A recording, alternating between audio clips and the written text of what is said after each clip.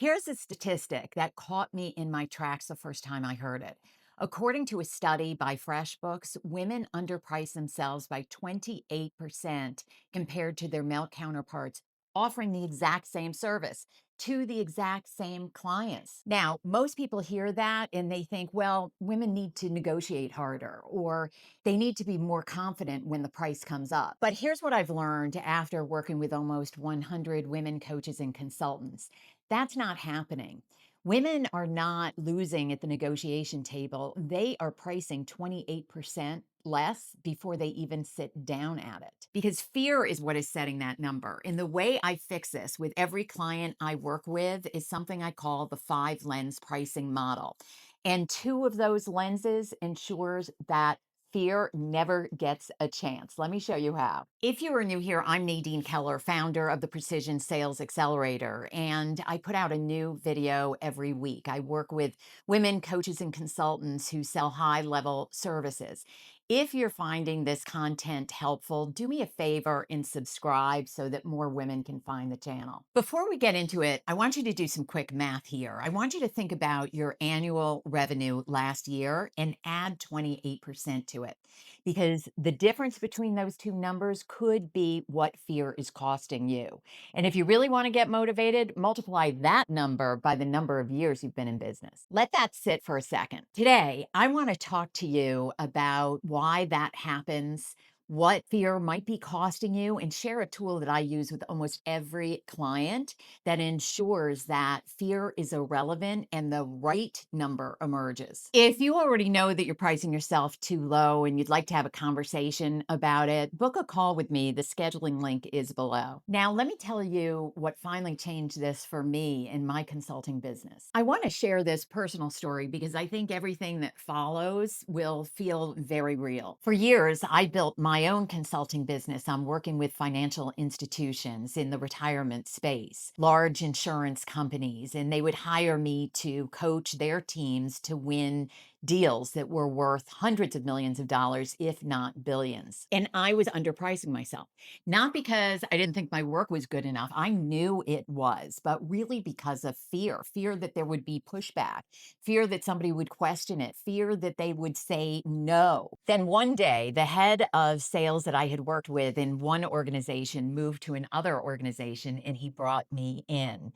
And in his introduction to the head of marketing, he said, Nadine and her team were able to increase our close ratio by 60%. And I want them to do the same thing here. I did a quick calculation in my head. A 60% increase in win rate for a firm that is managing assets in the billions, well, that represents tens of millions of dollars conservatively for the organization. And I thought to myself, why am I charging what I'm charging? That night, when writing the proposal, I more than doubled my fees, not because I got more confident, but because I realized that I had let fear be doing the pricing instead of the math. That is the moment I want for every woman that I work with, and the reason that I built a framework to help them get there. My more than doubling my prices didn't come from a pep talk. It came from a specific methodology that I now teach. I call this tool the 5 lens pricing method. And the reason I call them lenses is because each one of them gives you a different perspective on what your work is really worth. Most women are pricing through only one lens, and that is what feels reasonable. What do I think the client can afford? What did I charge last time? What do I think they will accept? And that is not pricing. That is guessing, and fear fills every gap. The 5 lenses are base cost,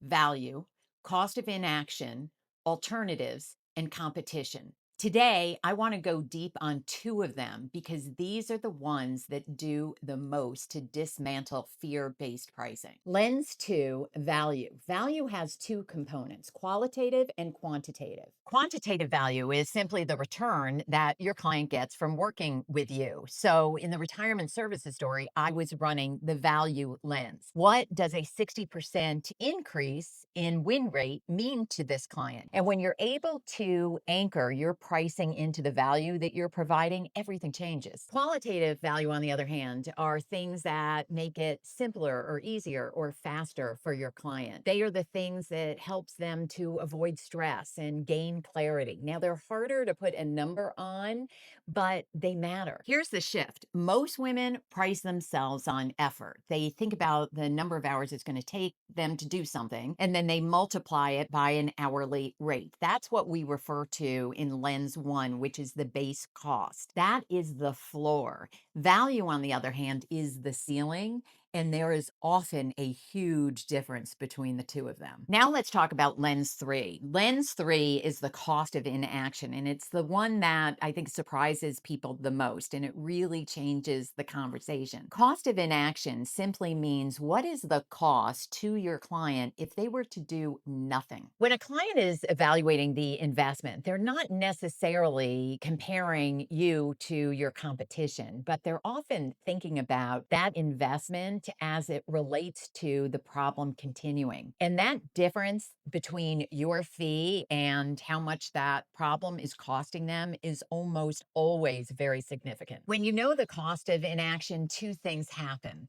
First, you get a real sense of conviction because you are now seeing that the client is not looking at your fee as a risk, but rather as a relief. And second, your client can see it too. You're not asking them to spend money, you're helping them to stop losing it. Fear prices in the dark. The five lens model prices in the light. And when you and your client are both looking at the same picture, everything changes. In a minute, I'll bring this to life with a story. But before doing that, if this content is landing for you, will you do me a favor and give it a like? It'll help other women find the content.